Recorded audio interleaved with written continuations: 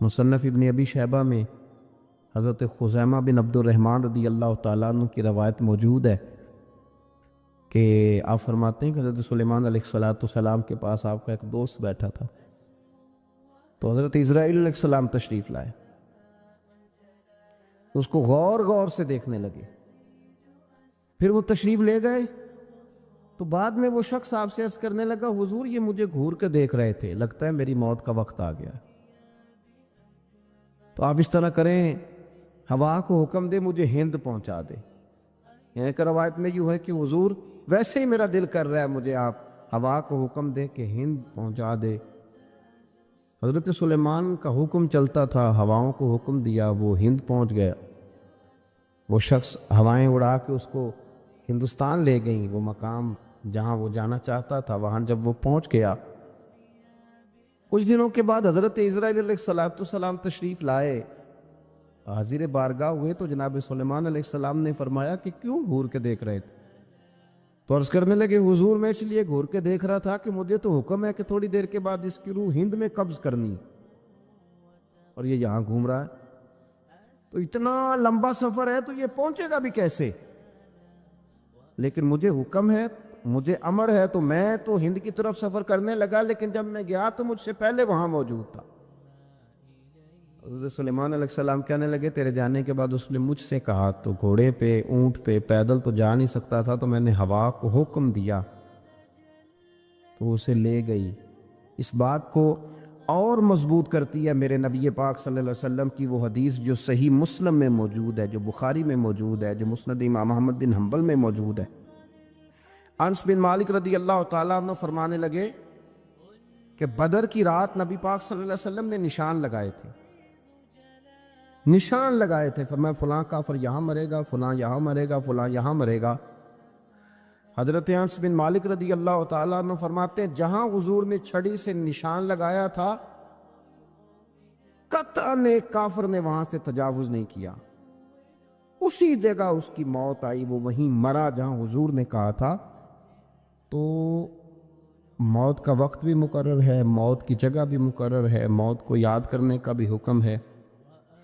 لیکن موت مانگنے سے منع کر دیا گیا۔ ہمارے معاملات کے اندر للہیت ختم ہوتی جا رہی ہے، خلوص نہیں رہا، کرامتیں ہیں، کہانیاں ہیں، داستانیں ہیں، الزامات ہیں، جھوٹ ہے، فریب ہے، فراڈ ہے، بڑا کچھ ہے۔ اگر نہیں ہے تو خلوص نہیں ہے، اگر نہیں ہے تو ہمارا اللہ اور اس کے رسول کے ساتھ رضا والا معاملہ نہیں ہے۔ کسی چیز کو اس کی حقیقت کی بجائے ہم تصورات کی دنیا میں جا کے، خیالات، توہمات اور افواہوں کی دنیا میں جا کے اس کو قبول کرتے ہیں۔ یاد رکھو جن لوگوں کی زندگیاں اللہ کی رضا کے لیے تھیں وہ لوگ بڑے اچھے تھے، بڑے خوش بخت تھے، بڑے خوش نصیب تھے، انہیں بدر کے میدان میں گردنیں کٹانے میں بھی بڑا ہی مزہ آیا تھا انہیں۔ اب دیکھیں نا، احد کے میدان میں جانے دینے میں بھی انہیں بڑا مزہ آیا۔ جب آدمی میں خلوص ہوتا ہے تو اس کے لیے جان قربان کرنا بھی آسان ہو جاتا ہے، لیکن جب خلوص نہیں ہوتا پھر گفتگو ہوتی ہے، پھر باتیں ہوتی ہیں، پھر داستانیں ہوتی ہیں، پھر کہانیاں ہوتی ہیں، پھر لب و لہجہ ہوتا ہے، پھر منصوبہ سازی ہوتی ہے، پھر ہیلے بہانے، پھر سغرے کبرے جوڑ کے لوگ کہانیاں اور داستانیں بناتے ہیں۔ خلوص اور للہیت کے ساتھ اللہ کی بارگاہ میں جھکے، عبادتوں کا، ریاضتوں کا، تلاوتوں کا جتنا اللہ ہمیں موقع دیتا ہے اس میں خلوص شامل کرنے کی کوشش کریں،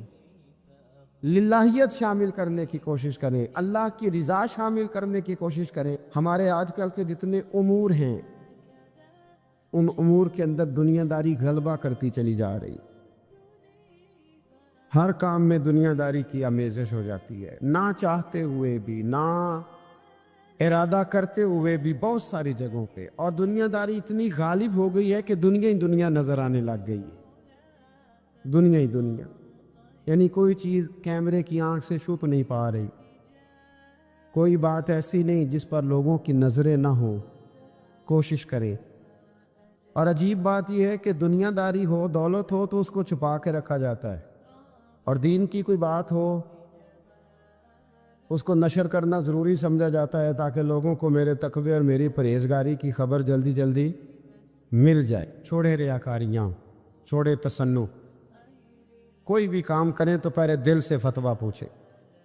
پہلے اپنے آپ سے پوچھیں کہ یہ جو کام میں کر رہا ہوں، جس طرف میں جا رہا ہوں، یہ بات درست ہے کہ نہیں۔ پھر جب آپ سمجھ لیں کہ بات درست ہے پھر اس پر اور محنت کریں اور خلوص کا مظاہرہ کریں۔ تو یہ جو ہمارا مزاج ہے نا لوگوں کو دکھانے کا، بتانے کا، سنانے کا، شیخ ابو العباس مرسی فرماتے کہ مجھے کئی دفعہ محبوب کریم علیہ السلام کا دیدار نصیب ہوا، میرا اور حضور کا معاملہ تھا، پھر میں نے لوگوں کو بتانا شروع کر دیا۔ فرماتے ہیں پھر انہوں نے آنا چھوڑ دیا، اس لیے کہ کچھ باتیں ایسی ہوتی ہیں جو بتانے کی نہیں ہوتی، لیکن کچھ بندوں کو بشارتیں ہوتی بڑی ہیں، وہ ان بیچاروں کو بدہضمی ہو جاتی، وہ بتائیں نا جب تک 20 لوگوں کو، تب تک ان کی وہ بدہضمی ختم ہے۔ حالانکہ ہر چیز بتانے کی، دکھانے کی، سنانے کی، ہر چیز کی وضاحت دینے کی نہیں ہوتی، ہر چیز ایسی نہیں ہوتی۔ حضرت ابو ہریرہ جیسے لوگ فرمایا کرتے تھے علم کی 2 تھیلیاں، ایک کھولی ہے، دوسری کھولوں تو مجھے قتل کر دو۔ ہر چیز کو بتانے سمجھانے کی ہوتی ہے۔ تو خلوص دیکھے کتنا ہے اس میں، للہیت کتنی ہے، اللہ کی رضا کتنی۔ میرے نبی رحمت صلی اللہ تعالی علیہ وسلم نا حضرت معاذ ابن جبل کو جب یمن کے لیے روانہ کرنے لگے تو رسول پاک علیہ السلام نے بڑی نصیحتیں فرمائیں۔ ان نصیحتوں میں درد بڑا تھا، کیوں؟ اس لیے کہ حضور نے انہیں بتلایا تھا کہ جب تم واپس آؤ گے تو میری تمہاری ملاقات نہیں ہوگی، تم میری قبر سے گزرو گے،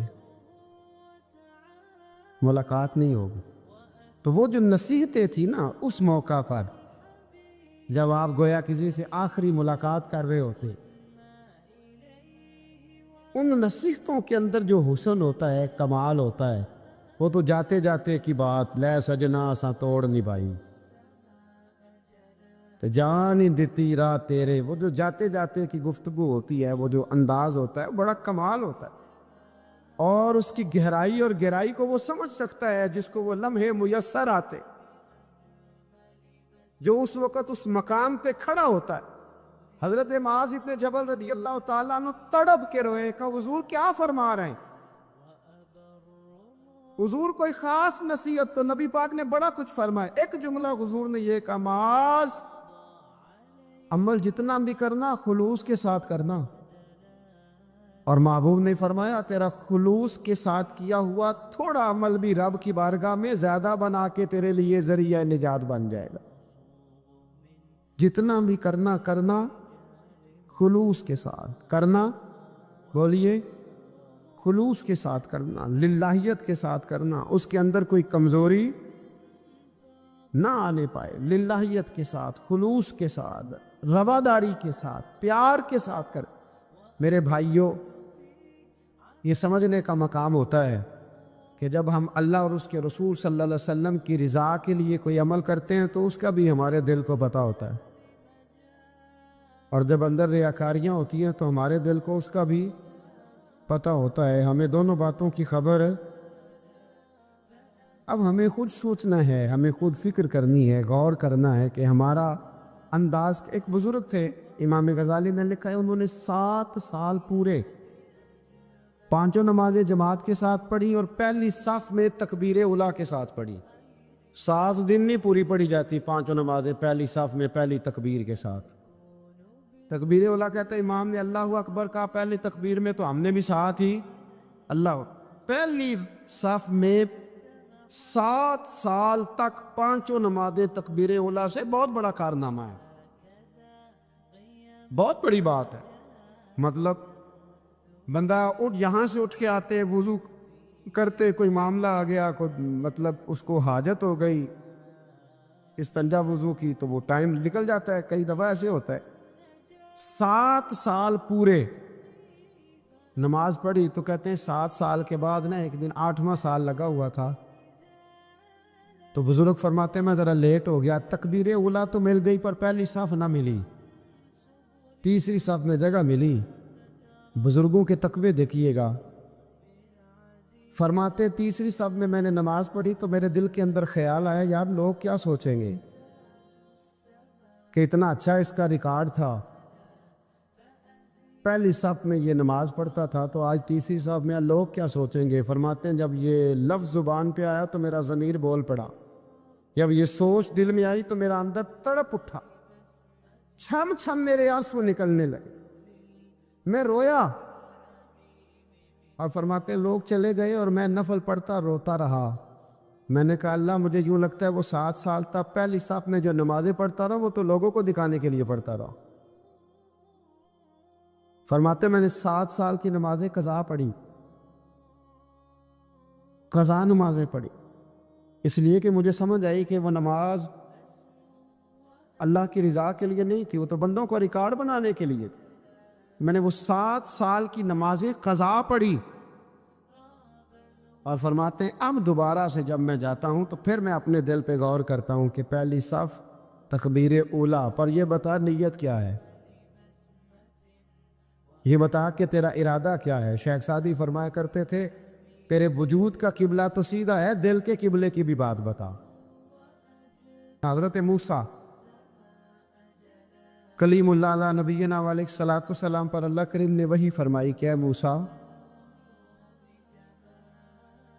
اے میرے کلیم، میرے لیے بھی کوئی کام کیا ہے؟ عرض کی اللہ میں نے نمازیں پڑھی، روزے رکھے، تبلیغ کی۔ فرمایا وہ تو آپ کی ذمہ داریاں تھیں، وہ تو آپ نے اپنے لیے کیا، میرے لیے بھی کچھ کیا ہے؟ رب کریم نے پوچھا موسیٰ میرے لیے بھی کچھ کیا ہے؟ عرض کی اللہ یہ سارا کچھ، فرمایا مالک تیرے لیے کیا۔ کہا یہ تو آپ نے اپنے لیے کیا، آپ کی ذمہ داریوں میں شامل تھا۔ مالک تیرے لیے کیا ہے؟ فرمایا کسی بندے سے محبت کی ہے کہ یہ اللہ کا بندہ ہے، کسی بندے سے محبت کی ہے کہ یہ اللہ کا بندہ ہے، یا کسی کے ساتھ تمہاری صرف اس لیے ناراضگی ہو کہ یہ اللہ کا نافرمان ہے، اللہ رسول کا دشمن ہے، معاذ اللہ بے ادب ہے؟ میرے بھائی سمجھ لے اچھی طرح اور اپنے دل کے کونے میں یہ بات بٹھا لے کہ زندگی میں جو کام کریں وہ اللہ کی رضا کے لیے، چھوٹا سا بھی خیر کا کام۔ میرے رسول کریم علیہ السلام کا جو سب سے پہلا فرمان ہے نا بخاری میں، وہ یہ ہے کہ انما الاعمال بالنیات،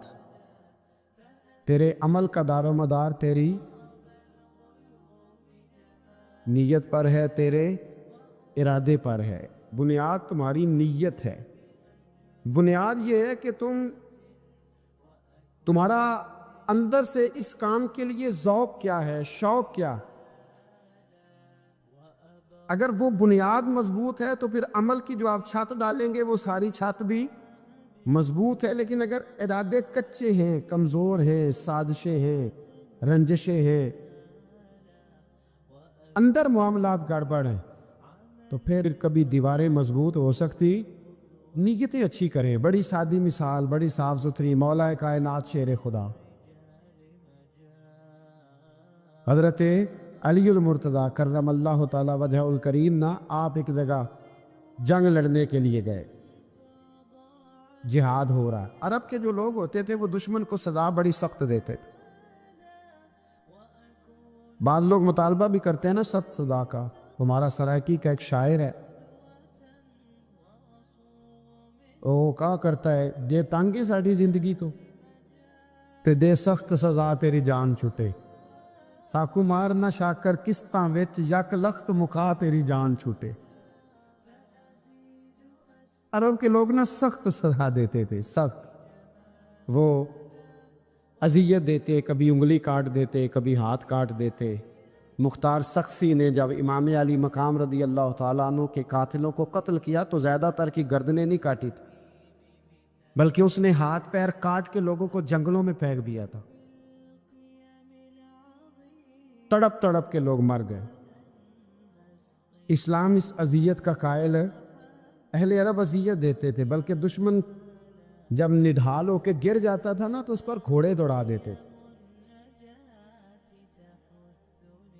گھوڑے دوڑ جاتے تھے اس پر، لاشیں مسک کر دیتے، ناک کان آنکھیں نکال ڈالتے تھے، ٹکڑے کرتے تھے وجود کے، اذیت دیتے تھے۔ تو جب کوئی آدمی کسی کے نرغے میں آ جاتا تھا نا، قابو میں آتا تھا، تو اس کی خواہش ہوتی تھی کہ میں مارنے والے کو غصہ دلاؤں تاکہ مجھے جلدی مار دے، اذیت نہ دے، تکلیف نہ دے، مجھے جلدی مار ڈالے، جلدی قتل کر ڈالے۔ یہ ان کا مزاج ہوتا تھا، رویہ ہوتا تھا۔ حضرت مولا علی شیر خدا کرم اللہ تعالی وجہ الکریم دشمن پر غالب آ گئے۔ جب غالب ہوئے تو اس نے معاذ اللہ حضرت علی پر تھوک دیا۔ کافر تھا، اس کا ارادہ یہ تھا کہ میں حضرت علی کو غصہ دلاتا ہوں تاکہ یہ مجھے جلدی مار دے، لیکن اسے نہیں پتا تھا یہ علی ہے۔ اسے نہیں خبر تھی کہ یہ جو خمیر ہے نا، ان کی تربیت مدینے والے محبوب نے فرمائی ہے۔ یہاں جو چمک دمک ہے اس کا رنگ ساری دنیا سے نرالا ہے، انوکھا ہے، شاندار ہے، وزادار ہے، کمال ہے۔ کہا حضرت علی پر معاذ اللہ میں یہ کام کرتا ہوں تاکہ وہ جلدی قتل کر دیں گے، لیکن جب اس نے مولا علی کی طرف یہ نازیبا حرکت کی تو حضرت علی نہ تلوار چھوڑ کے پیچھے ہٹ گئے۔ توجہ کرنا، رزلٹ دیکھنا، مولا علی پیچھے ہٹ گئے اور فرمانے لگے جا تو آزاد ہے۔ وہ کہنے لگا میں آزاد ہوں، کس طرح، کیسے؟ تو حضرت علی فرمانے لگے میرا تیرا ذاتی جھگڑا تو کوئی نہیں نا، نہ تو نے میری زمین پہ قبضہ کیا، نہ میرا مال لوٹا، نہ میری عزت پر ہاتھ ڈالا۔ میرا تیرا جھگڑا اللہ کی رضا کے لیے، خالص اس لیے کہ تو اللہ کی نافرمانی کر رہا، خالصتاً اس لیے تیرا اور میرا یہ جھگڑا ہے۔ باقی جہاں تک تعلق اس بات کا ہے کہ اب تو نے میری ذات شامل کر دی، اب تو نے مجھے تکلیف دے دی، اب تو نے مجھے اذیت میں مبتلا کر دیا، تو حضرت مولا علی شیر خدا فرمانے لگے اب ذات آ گئی ہے میری بیچ میں، اب میری ذات بیچ میں آ گئی، اب اگر میں تجھے قتل کروں گا تو لگے گا میں نے اپنے ذاتی غصے میں قتل کیا، لہٰذا اب معاملہ یہ ہے کہ میں تجھے آزاد کرتا ہوں، اب تو چھٹی کر سکتا ہے، جا سکتا ہے، دوبارہ کبھی میرے ہاتھ آئے گی تو دیکھی جائے گی۔ مولا کائنات نے اسے چھوڑ دیا، لیکن وہ حضرت علی کا غلام بن گیا، وہ غلام بن گیا۔ کہنے لگا علی اب سمجھ آئی ہے کہ دین کتنا شاندار ہے، دین کتنا اعلیٰ ہے، دین کی قدریں کتنی پاکیزہ اور کتنی حسین ہے، اور کتنا منور ہے محبوب کریم کا دین، آپ مجھے کلمہ ہی پڑھا دیں۔ گویا جو بندہ تلوار سے فتح نہ ہو سکا وہ مولا علی کے خلوص سے فتح ہو گیا۔ حضرت علی کے خلوص سے، للہیت سے، اللہ کے ساتھ جو ان کا رشتہ تھا، اس رشتے کی برکت سے وہ آدمی فتح ہو گیا۔ اللہ کے بارے میں ہمیشہ اچھا گمان رکھنا واجب، رب میرے ساتھ رحمت والا معاملہ ہی کرے، اچھی سوچیں رکھنا ہی ضروری ہے اللہ کے بارے میں۔ یعنی معاذ اللہ وہ جو دلوں میں بعض اوقات وسوسے آتے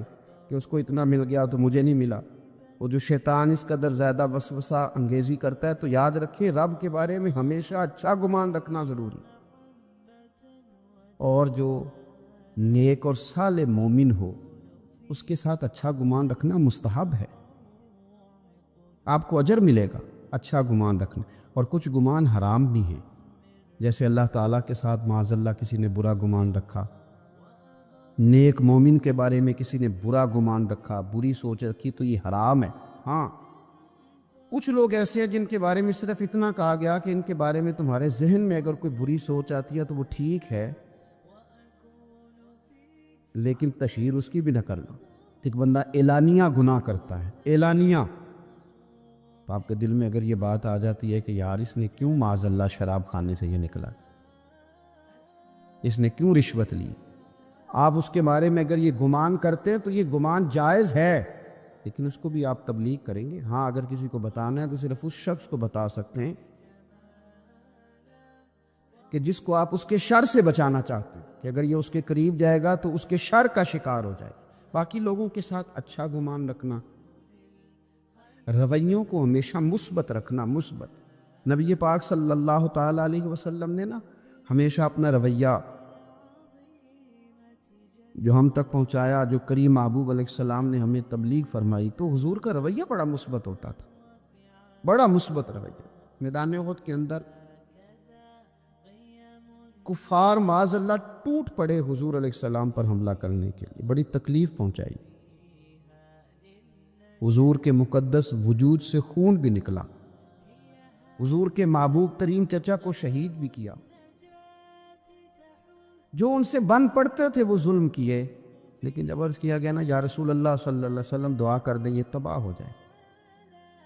تو حضور نے ہاتھ اٹھائے، اللہم اہد قومی فإنہم لا یعلمون۔ آپ کبھی اس دعا میں جو حضور کا رویہ ہے اس پر کبھی آپ غور کر لیں تو زندگی یوں محسوس ہوتا ہے کہ آسان کر دی گئی، یوں لگتا ہے کہ ہمارے دل اگر اس مزاج کو سمجھ جائیں تو یہ دل نہیں رہیں کہ دل دریا بن جائے، یہ وسعت اختیار کر جائے۔ رسول کائنات صلی اللہ تعالی علیہ وسلم نے دعا کیا کی؟ مطالبہ تو یہ کیا گیا کہ یا رسول اللہ صلی اللہ علیہ وسلم دعا کریں یہ تباہ ہو جائیں، تو حضور دعا کر رہے ہیں اللہ انہیں ہدایت دے دے، یہ جانتے نہیں یہ کیا کر رہے ہیں، انہیں پتہ ہی کوئی نہیں، عقل ہی نہیں رکھتے، شعور ہی نہیں ہے۔ بچوں کے بارے میں نہیں بندہ کہتا انہیں پتہ ہی کوئی نہیں، تو اتنا مثبت رویہ ان کے بارے میں جو پتھر برسا رہے ہیں، ان کے بارے میں جو تکلیف دے رہے ہیں، اتنا خوبصورت اور مثبت رویہ یہ ہمیں رسول پاک صلی اللہ علیہ وسلم نے عطا فرمایا کہ رویہ ہمیشہ مثبت رکھو، تمہارا لب و لہجہ ہمیشہ مثبت رہے، وہ آپ تبلیغ کر رہے ہوں، بات بتا رہے ہوں، اصلاح کر رہے ہوں، لین دین کر رہے ہوں، آپ تعلقات بنا رہے ہوں، رشتہ داری کر رہے ہوں، اپنے آپ کو مثبت رکھنا بہت ضروری۔ اگر آپ کا رویہ مثبت ہے اور آپ کو مثبت رہنا آتا ہے اور آپ مثبت پن کے قائل ہیں تو آپ محسوس کریں گے کہ بہت سارے لوگ آپ کی نظر میں بھلے ہو گئے، آپ کو محسوس ہوگا کہ آپ کے دوستوں کی تعداد بڑھ گئی ہے، آپ کو محسوس ہوگا کہ آپ کے اپنے معاشرے میں کافی زیادہ ہیں، آپ کو محسوس ہوگا کہ کئی لوگ ایسے ہیں کہ جو بیچارے شعور سے عاری ہیں، انہیں پتہ نہیں ہے، اس لیے وہ کچھ ایسی باتیں کر جاتے ہیں۔ پھر آپ کا رویہ اگر مثبت ہوگا تو بہت سارے لوگوں کو قریب کرنے میں فائدہ ہوگا۔ رویوں کے منفی پن نے لوگوں کو لوگوں سے دور کر دیا، یعنی ایک آدمی نیا کسی فیلڈ میں آتا ہے تو ظاہر ہے اس کی پبلک ڈیلنگ ہوتی ہے، تو اب کچھ لوگ ایسے بھی آتے ہیں جو تکلیف دیتے ہیں۔ وہ اب جب سیٹ پہ بیٹھا تھا تو ارادہ یہی لے کر کے بیٹھا تھا کہ ہمیشہ اچھا رہوں گا، اچھا چلوں گا، لیکن اب جب وہ سوسائٹی کے اندر، معاشرے کے اندر لوگوں کے ساتھ اٹھنا بیٹھنے لگا تو اب کیا ہوا کہ کچھ ایسے لوگ بھی اس کے سامنے آئے کہ جن لوگوں کا انداز ٹھیک نہیں تھا، تو کیا اس نے کیا؟ وہ کچھ عرصہ جو اس نے نیک نامی کی تھی، اچھا رویہ اختیار کیا تھا، اب لوگوں کی اس طرز عمل کی وجہ سے اس نے اپنا رویہ بھی گڑبڑ کر لیا۔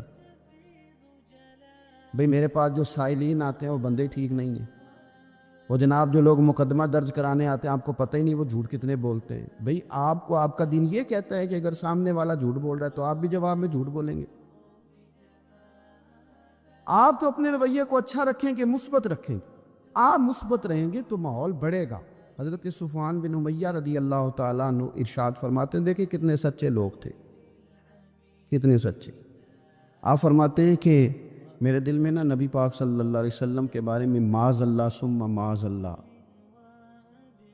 نقل کفر نباشت، کہتے ہیں میرے دل میں عداوت تھی حضور کے لیے، میرے دل کے اندر وہ جذبات نہیں تھے جو حضور کے لیے ہونے چاہیے تھے، عداوت تھی۔ لیکن آپ فرماتے ہیں حنین کا دن آیا نا، حنین کا، یا آپ کو ترمذی شریف میں روایت ملے گی، فرماتے ہیں حنین کا دن آیا تو حضور نے مجھے نوازنا شروع کیا، حضور نے مجھے نوازنا شروع کیا۔ کس کو بھلا؟ جو خود کہہ رہے کہ میرے دل میں عداوت ہے، کہتے حضور نے مجھے نوازنا شروع کیا، اتنا نوازا، اتنا نوازا، اتنا نوازا کہ رسول کریم مجھے کائنات میں سب سے زیادہ پیارے ہو گئے، حضور سب سے زیادہ پیارے ہو گئے مجھے۔ اب میرے لیے سب سے بڑھ کر میرے رسول پاک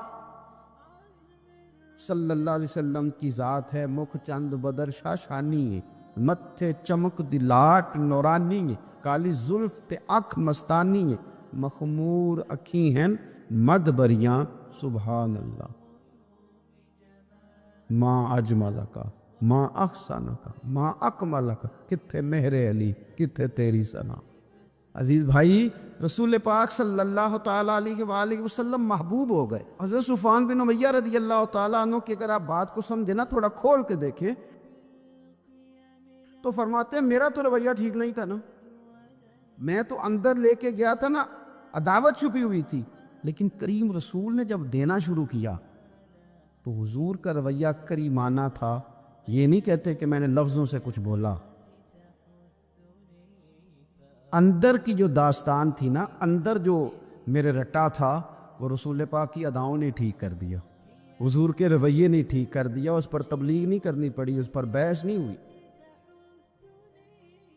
اس پر کوئی کسی قسم کا مباحثہ نہیں۔ حضور کے رویے نے، آپ کا جو مثبت رویہ ہے نا، آپ بہت زیادہ دلائل دیں گے نا اپنے آپ کو کلیئر کرنے کے لیے تو کر نہیں پائیں گے۔ بہت زیادہ وضاحتیں دینے والے کو بھی کئی دفعہ لوگ جھوٹا تصور کر لیتے ہیں ماں سے۔ آپ بہت زیادہ اپنے آپ کو کلیئر کرنے کی کوشش میں بھی کئی دفعہ لوگوں کے ہاں نظروں سے گر جاتے ہیں، لیکن اگر آپ کا رویہ ٹھیک ہو، رویہ مثبت ہو، تو خود بخود بہت ساری چیزیں نکھر کر کے سامنے آ جاتی۔ اس لیے رویے کا صاف ستھرا اور میٹھا ہونا اور مثبت ہونا یہ بڑا ضروری ہے۔ ہمارے بزرگان دین کا، صوفیہ کرام کا جو انداز تھا نا، وہ یہ تھا کہ انہوں نے نا اپنے آپ کو مسلمانوں کے حق میں، غیروں کے حق میں، انہوں نے تبلیغ والا تو بنایا تھا لیکن نفرت والا نہیں بنایا تھا۔ ہاں، ایسے کافر سے جو متشدد ہو اور ایسا کافر جو ڈٹ جائے، بات ماننے کو تیار نہ ہو، اللہ رسول کی رضا کے لیے اپنے دل کے اندر اس کے لیے دعوت رکھنا بھی دین ہے۔ من احب للہ و ابغض للہ، حضور نے فرمایا کہ اللہ کے لیے محبت رکھو، اللہ کے لیے بغض رکھو، وہ اپنی جگہ بجا ہے۔ لیکن ایسے لوگ جن کو آپ دین کی طرف لا رہے ہوں، آپ کو محسوس ہوتا ہو کہ میں نے ان کو خیر کی دعوت دینی ہے، تو وہاں اگر آپ کا رویہ ان کی تلخ باتوں کے مقابلے میں میٹھا ہو جائے تو لوگ جلدی سے دین کے قریب آ جاتے ہیں، آسانی محسوس کرتے ہیں۔ حضرت مالک بن دینار رحمۃ اللہ تعالیٰ علیہ بڑے لوگوں میں سے ہیں، اللہ تبارک و تعالیٰ نے بڑے درجات عطا فرمائے، اہل طریقت میں، اہل تصوف میں، اہل علم و عرفان میں بڑا نام رکھتے۔ ایک یہودی کے ہمسائے تھے، شاہ فرید الدین عطار رحمۃ اللہ علیہ نے تذکرۃ الاولیاء میں لکھا ہے۔ آپ کبھی کیفیت دیکھیں سامنے والے کے رویے کی اور ان کے رویے کی۔ ایک یہودی کے ہمسائے تھے، وہ یہودی کیا کرتا کہ اس نے نا وہ جو پرنالہ تھا نا حضرت مالک بن دینار رحمۃ اللہ علیہ کا، اس میں وہ اپنے گھر کا سارا کچرا ڈال دیتا،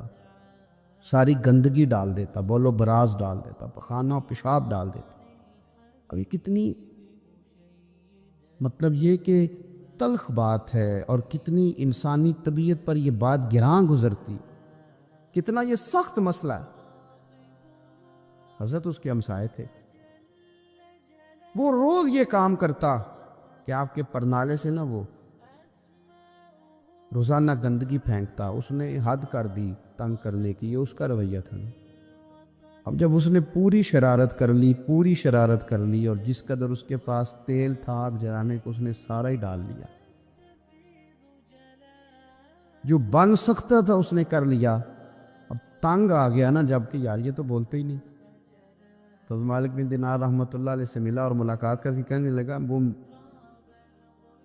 آپ کے ہاں روز کچرا جاتا ہے تو آپ نے کبھی کچھ کہا نہیں۔ فرمانے لگے کہنا کیا ہے، تم پڑوسی ہو، پڑوسیوں کے حقوق ہوتے ہیں، میں نے ایک جھاڑو رکھ دیا ہے، ایک برتن رکھ دیا ہے، اور جب کچرا آتا ہے تو میں اٹھا کر کے باہر پھینک دیتا ہوں، ذہن بنا لیا ہے کہ یہ روز آئے گا اور روز میں نے پھینکنا ہے۔ اللہ اکبر۔ وہ شخص کہتا ہے کہ تقریر نہیں کر رہے تھے حضرت، خطاب نہیں کر رہے تھے، میری اور حضرت کی گفتگو ہو رہی تھی۔ جب فرمایا نا کہ رکھ دیا ہے میں نے، اور میں نے طے کر لیا ہے کہ اس کو کچرے کو روز آنا ہے، گندگی کو روز آنا ہے، اور میں نے اٹھا کر کے باہر پھینکنا ہے، تو فٹافٹ پوچھتا ہے، کہتا ہے حضرت یہ آپ نے کہاں سے سیکھا ہے؟ فرمایا اللہ کے قرآن سے۔ حضرت مالک بن دینار سے کہتا ہے کہاں سے سیکھا؟ فرمایا اللہ کے قرآن سے، اللہ کے قرآن سے سیکھا ہے۔ رب فرماتا ہے والقاظمین الغیظ والعافین عن الناس، وہ لوگ جو غصے کو پی جاتے ہیں اور لوگوں سے درگزر کرتے ہیں، واللہ یحب المحسنین، اللہ ان نیک لوگوں سے محبت فرماتا ہے۔ والقاظمین الغیظ، وہ لوگ جو غصہ پی جاتے ہیں، والعافین عن الناس، اور لوگوں سے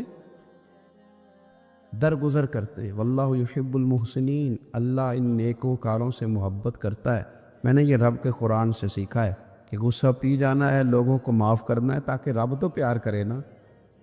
اب آپ نقطے کو سمجھے، صوفی کا ذہن کیا ہے، درویش بتاتے کیا ہیں، فرماتے ہیں تو سمجھ، درگزر تجھے کر رہا ہوں، غصہ میں پی رہا ہوں، لیکن لالچ میرا یہ ہے کہ میرا رب مجھ سے پیار کرے۔ اللہ کی محبت میں یہ کر رہا ہوں کہ مالک مجھ سے پیار کرے، ہمارا تو مطمع نظر ہی رب کو راضی کرنا، اللہ پیار کرے۔ اس نے جب کیفیات دیکھی نا، میں نے کہا لہجے لہجوں کو نرم کر دیتے ہیں، جب یہ رنگ دیکھا نا تو حضرت مالک بن دینار کا ہاتھ پکڑ کے آنے لگا پڑھائیے کلمہ، میں بھی مسلمان ہو جاتا ہوں، تاکہ دین کی یہ خوبصورت تعلیمات میرے اندر بھی اتر جائیں، تو مثبت رویے پیدا کریں، اچھا سوچیں۔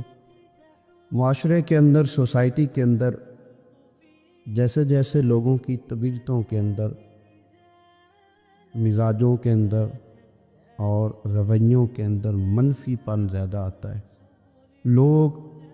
شکوک و شبہات کا جیسے ہی زیادہ شکار ہوتے ہیں، معاشرے میں نفرت انگیزی، بغض، عداوت اور کینہ، یہ چیزیں پیدا ہوتی ہیں۔ اور اگر لوگوں کے رویے معاشرے کے اندر مثبت ہوں، اچھا سوچنے کا مزاج ہو، دوسروں کے بارے میں خیر خواہی کا رویہ ہو، مثبت نظریات ہوں، تو چند تلخ لوگوں کے ہونے کے باوجود بھی معاشرے کے اندر خوبصورتی باقی رہتی ہے۔ ہم نے یہ دیکھا ہے کہ بدگمانی، بری سوچ، منفی رویے معاشرے کے اندر تیزی سے پروان چڑھ رہے ہیں۔ بدگمانیاں پھیلائی جاتی ہیں، بدگمانیوں پہ توجہ دی جاتی ہے، چونکہ غیبت، جاسوسی، یہ کام نفس کو بھلے لگتے ہیں، تو انسان کی نفسانی طبیعت اس طرف بڑھتی ہے، تو پھر لوگ زیادہ لوگوں کے بارے میں بدگمان رہنے لگتے ہیں، برے خیالات کو پرموٹ کرتے ہیں۔ اس کا نتیجہ معاشرے میں ہم یہ دیکھ رہے ہیں کہ ہر گروہ کے لوگ دوسرے گروہ کے بارے میں برے خیالات اپنے دلوں میں رکھے ہوئے ہیں۔ تاجروں کا گروہ سرکاری ملازمین کے بارے میں، سرکاری ملازمین کی جو گروہ ہے ان کے تاثرات تاجروں کے بارے میں آپ اگر سنیں تو وہ بڑے خطرناک اور خوفناک ہیں۔ ہمارے جو سیکیورٹی کے ادارے ہیں، پولیس ہے، فوج ہے، ان کے بارے میں جب ماحول کے اندر شدید قسم کی باتیں پھیلانے کی کوشش کی جائے گی، پولیس والوں پہ ہر روز سخت سے سخت تنقید کی جائے گی، تو پھر یوں ہوتا ہے کہ معاشرے کے اندر بسنے والے طبقات ایک دوسرے کے ساتھ خوف کا رویہ پیدا کر لیتے ہیں۔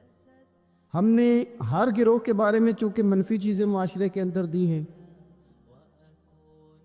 تو وہ گروہ جو بڑے صاف ستھرے کہلانے چاہیے تھے اور جن کے بارے میں لوگوں کو اچھا گمان رکھنا چاہیے تھا، وہاں بھی لوگوں کا اچھا نہیں رہا۔ جیسا کہ میں نے کہا کہ نہ تاجروں کے بارے میں لوگوں کے نظریات اچھے رہے، نہ سیاستدانوں کے بارے میں اچھے رہے، اللہ ماشاء اللہ لوگ برے ہوتے ہیں، لیکن سب کے سب تو نہیں نہ ہوتے۔ ہر شخص تو ایسا نہیں ہوتا کہ جو مکمل برائی کے اندر ہی مبتلا ہے اور اس کے اندر کوئی خوبی ہی نہیں پائی جاتی۔ ہر طبقے کے بارے میں جب لوگوں کے خیالات برے رہنے لگے تو پھر ہم نے یہ دیکھا کہ علماء کے بارے میں، مشائخ کے بارے میں، دینی طبقات کے بارے میں لوگوں کے خیالات برے ہوئے۔ پھر یہ بدگمانی اور یہ منفی رویہ گھر کے اندر پہنچ گیا، یعنی وہ والے گھر بھی ملے کہ جس گھر کے اندر بیٹوں اور بیٹیوں نے یہ سوالات بھی اٹھا دیے کہ شاید ہمارا والد ہی ہمارے لیے کچھ کرنے کو تیار نہیں۔ اس قدر زیادہ منفی رویوں کو پرموٹ کیا گیا کہ ایک وقت وہ بھی آیا کہ جب گھر کے اندر رہنے والی وہ ماں، اس نے سارا کچھ ہی اولاد کو دے دیا۔ جس کی دھڑکنیں بچوں کی خوشیوں کے ساتھ چلتی ہیں، اور ان بچوں کی آہیں اور سسکیاں ماں کی دھڑکنوں کو روک دیتی ہیں۔ ایک وقت ایسا بھی آیا کہ اس ماں کے بارے میں کسی نے دل میں بات ڈال دی کہ تیری ماں تیرے بچوں سے کم پیار کرتی ہے اور بڑے والے بھائی کے بچوں سے زیادہ پیار کرتی۔ یہ منفی رویے آگے بڑھے، میکے کا معاشرہ ہو یا سسرال کا معاشرہ ہو، ہر ایک کے بارے میں منفی رویہ، ہر ایک کے بارے میں منفی سوچ، اور ڈھونڈ کر کے جو قرآن مجید نے کہا نا وَلَا تَجَسَّسُوا، جاسوسی نہ کرو، ڈھونڈ کے لانا۔ میں تمہیں بتاتا ہوں اندر کی بات، اس نے نا یوں لگتا ہے کہ جیسے ساری سوسائٹی کو ایک عجیب سا ماحول دے دیا ہے۔ لوگ انسانوں کے معاشرے میں رہتے ہوئے بھی محسوس ہوتا ہے کہ انسانوں میں نہیں رہتے۔ خوفناک سا منظر ہے، یوں لگتا ہے چاروں جانب لالچی لوگ ہی رہتے ہیں۔ ہر بندے کو ہم نے خود غرض سمجھنا شروع کر دیا، ہر ایک کے بارے میں خوفناک پیغام سوسائٹی میں دینا شروع کر دیا۔ کوئی بھی طبقہ آپ اٹھا لیں، کوئی بھی اٹھا لیں، کوئی سا بھی گروہ آپ لے لیں، آپ صحافی کے بارے میں کسی سے پوچھ لیں کیسے ہوتے ہیں، پولیس والے کے بارے میں پوچھ لیں کس طرح کا ہوتا ہے، عدلیہ کے بارے میں پوچھ لیں کس طرح کا ہوتا ہے، کسی بھی شخص کے بارے میں آپ سوسائٹی میں کو بات کر دیں تو فوری طور پہ آپ کو کوتاہیوں کا، غلطیوں کا ایک انبار بتا دیا جائے گا۔